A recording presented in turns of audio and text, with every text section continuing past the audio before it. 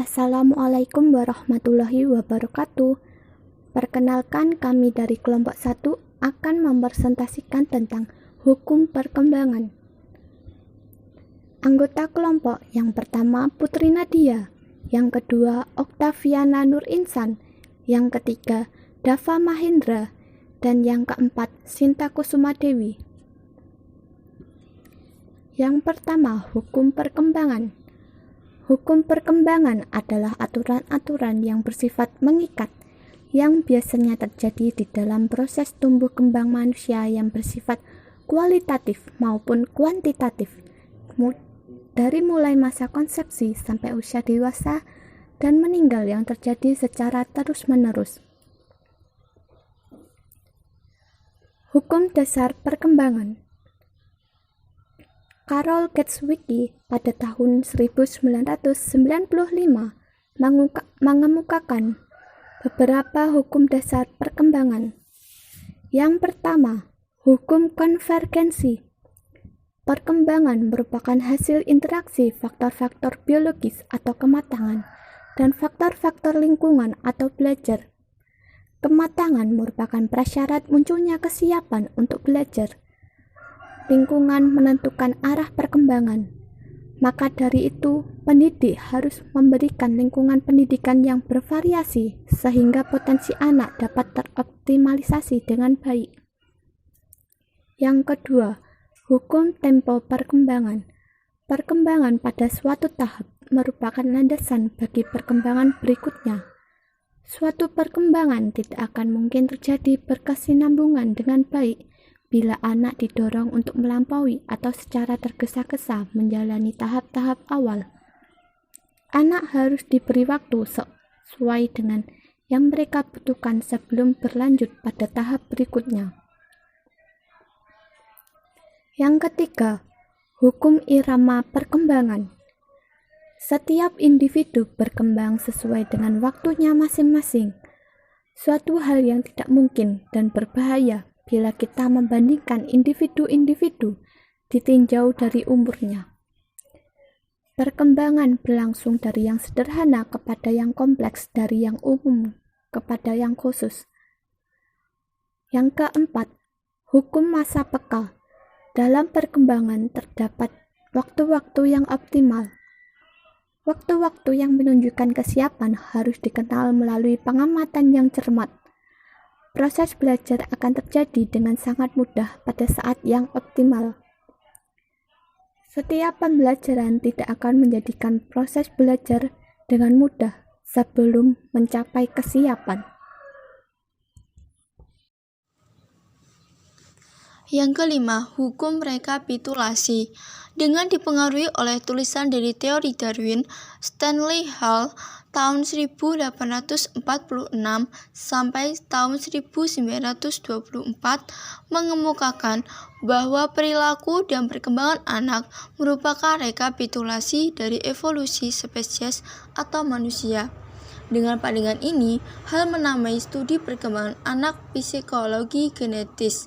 Hall juga berpendapat bahwa pendidikan dan pembimbingan anak seyogyanya memupuk kecenderungan alami anak yang merefleksikan bentuk-bentuk perilaku dan perkembangan spesies atau manusia yang terdahulu. Hall terutama menekankan masa adolesen, yang menurut pendapatnya menandai berakhirnya rekapitulasi dan merupakan kesempatan pertama bagi anak untuk mengembangkan bakat-bakat dan kemampuan individualnya. Hall tahun 1904. Dengan perkembangan dan kemajuan penelitian biologis, jelaslah bahwa tidak ada proses rekapitulasi sederhana pada perkembangan manusia. Selanjutnya, prinsip perkembangan. Prinsip perkembangan adalah pola-pola umum dalam suatu proses perubahan alamiah yang teratur, universal, dan berkesinambungan. Yang dimaksud dengan perubahan alamiah yang teratur adalah pertumbuhan pada manusia yang berjalan normal mengikuti tata urutan yang saling berkaitan. Prinsip-prinsip perkembangan menurut Harlock tahun 1991. Pertama, adanya perubahan. Selama proses perkembangan seorang anak, ada beberapa ciri perubahan yang mencolok, yaitu A. Perubahan ukuran. Perubahan fisik yang meliputi tinggi, berat organ dalam tubuh.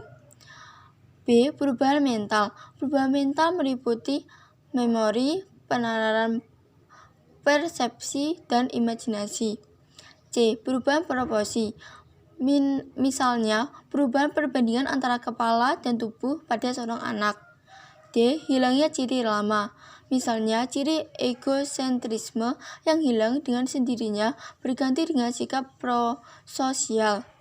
E. Mendapatkan ciri baru. Hilangnya sikap egosentrisme anak akan mendapatkan ciri yang baru, yaitu sikap prososial. Kedua, perkembangan awal lebih kritis daripada perkembangan selanjutnya. Lingkungan tempat anak menghabiskan masa kecilnya akan sangat berpengaruh kuat terhadap kemampuan bawaan mereka. Bukti-bukti ilmiah telah menunjukkan bahwa dasar awal cenderung bertahan dan mempengaruhi sikap dari perilaku anak sepanjang hidupnya. Terdapat 4 bukti yang membenarkan pendapat ini. A. Hasil belajar dan pengalaman merupakan hal yang dominan dalam perkembangan anak. B. Dasar awal cepat menjadi pola kebiasaan. Hal ini tentunya akan berpengaruh sepanjang hidup dalam penyesuaian sosial dan pribadi anak. C. Dasar awal sangat sulit berubah meskipun hal tersebut salah. D. Semakin dini sebuah perubahan dilakukan, maka semakin mudah bagi seorang anak untuk mengadakan perubahan bagi dirinya. 3. Perkembangan merupakan hasil proses kematangan dan belajar. Perkembangan seorang anak akan sangat dipengaruhi oleh proses kematangan, yaitu terbukanya karakteristik yang sudah ada pada individu yang berasal dari warisan genetik individu, seperti misalnya dalam fungsi filogenetik, yaitu merangkak, duduk, dan berjalan. Sedangkan arti belajar adalah perkembangan yang berasal dari latihan dan usaha.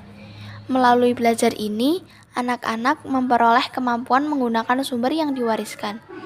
Hubungan antara kematangan dan hasil belajar ini bisa dicontohkan pada saat terjadinya masa peka pada seorang anak. Bila pembelajaran itu diberikan pada saat masa pekanya, maka hasil dari pembelajaran tersebut akan cepat dikuasai oleh anak. Demikian pula sebaliknya. Keempat, yaitu pola perkembangan dapat diramalkan. Pola perkembangan manusia mengikuti pola umum.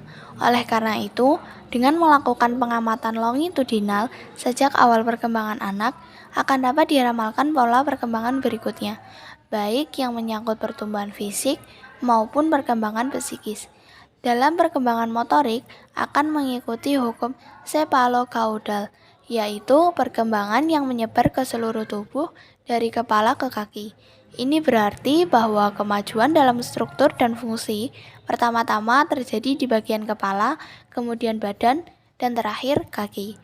Hukum yang kedua yaitu proximodistal, perkembangan dari yang dekat ke yang jauh. Kemampuan jari jemari seorang anak akan didahului oleh keterampilan lengan terlebih dahulu. Yang kelima yaitu pola perkembangan mempunyai karakteristik yang dapat diramalkan. Karakteristik tertentu dalam perkembangan juga dapat diramalkan. Ini berlaku baik untuk perkembangan fisik maupun mental. Semua anak mengikuti pola perkembangan yang sama, dari satu tahap menuju tahap berikutnya. Perkembangan berlangsung secara berkesinambungan, sejak dari pembuahan hingga kematian. Namun, hal ini terjadi dalam berbagai kecepatan, kadang lambat tapi kadang cepat. Perbedaan kecepatan perkembangan ini terjadi pada setiap bidang perkembangan dan akan mencapai puncaknya pada usia tertentu. Seperti imajinasi kreatif akan menonjol di masa kanak-kanak dan mencapai puncaknya pada masa remaja. Berkesinambungan memiliki arti bahwa setiap periode perkembangan akan berpengaruh terhadap perkembangan selanjutnya. Yang keenam yaitu terdapat perbedaan individu dalam perkembangan. Perbedaan perkembangan pada tiap individu mengindikasikan pada guru, orang tua, atau pengasuh untuk menyadari perbedaan tiap anak yang diasuhnya, sehingga kemampuan yang diharapkan dari tiap anak seharusnya juga berbeda. Demikian pula pendidikan yang diberikan harus bersifat perorangan. Ketujuh, setiap tahap perkembangan memiliki bahaya yang potensial. Pola perkembangan tidak selamanya berjalan mulus. Pada setiap usia mengandung bahaya yang dapat mengganggu pola normal yang berlaku. Beberapa hal yang dapat menyebabkan antara lain dari lingkungan dari anak itu sendiri.